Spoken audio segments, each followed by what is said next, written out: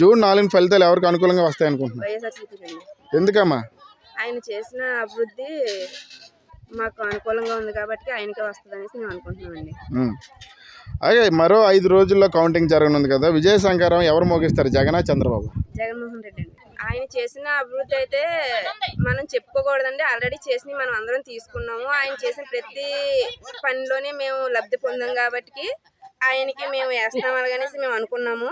అలాగనేసి మేము వేసాం కూడా. నాలా ఆడతల్లు అందరూ అది అనుకుని వేశారు.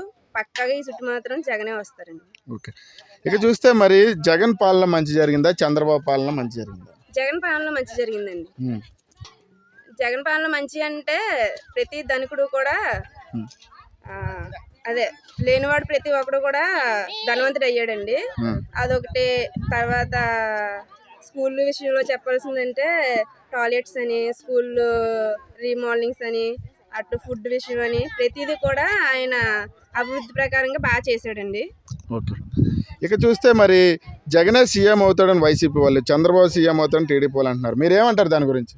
వైఎస్ జగన్మోహన్ రెడ్డి అవుతారండి, పక్కగా ఆయన అవుతారు.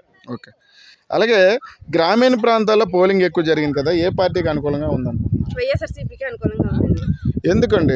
గతంలో మరి చంద్రబాబు గారు ఏం చేయలేదా? లేదండి, మేమైతే ఇందులోనే లబ్ధి పొందలేదండి.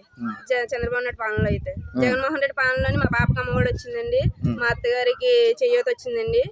మాకు భూమి లేదు కానీ రైతు భరోసా మాకు లేదు.